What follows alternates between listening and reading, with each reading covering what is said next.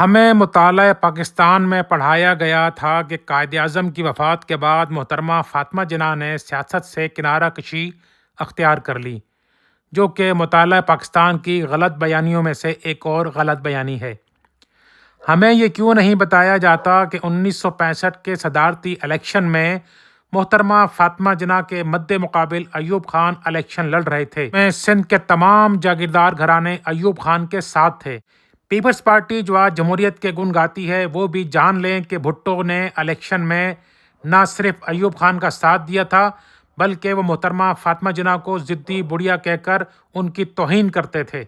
اس وقت سندھ کے بھٹو، جتوئی، جنیجو، شیرازی اور خان گڑھ کے مہر اور نواب شاہ کے سادات اور رانی پور حالہ کے پیران کرام تمام کے تمام ایوب خان کے ساتھی تھے اور فاطمہ جناح کے مخالفین۔ البتہ سندھ کے جی ایم سید، حیدرآباد کے تالپور برادران، بدین کے فاضل راہو فاطمہ جناح کے حامیوں میں سے تھے۔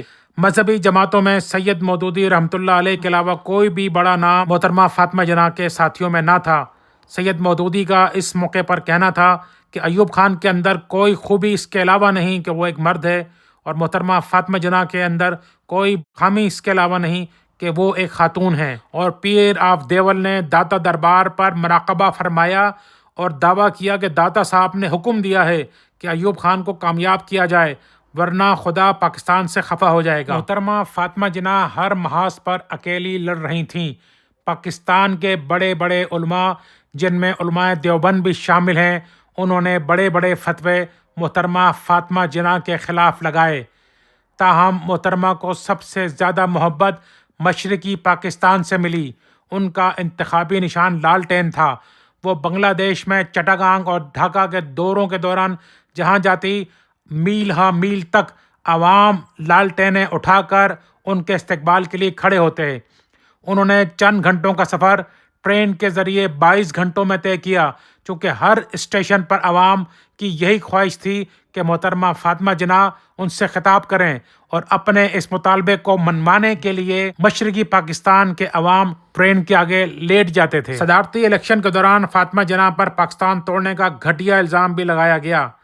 زیڈ اے سلیری نے اپنے ایک رپورٹ میں یہ الزام لگایا تھا، جس میں مس جناح کی بھارتی سفیر سے ملاقات کا جواز دیا گیا تھا، اور یہ گھنونا کام جنرل غلام عمر یعنی آج کے اسد عمر اور محمد زبیر کے والد نے سر انجام دیا تھا۔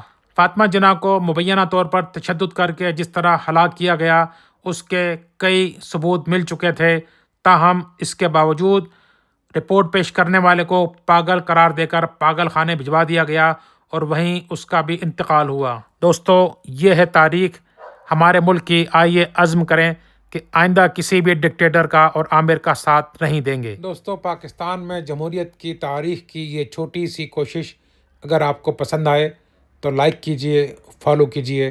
بہت شکریہ، والسلام۔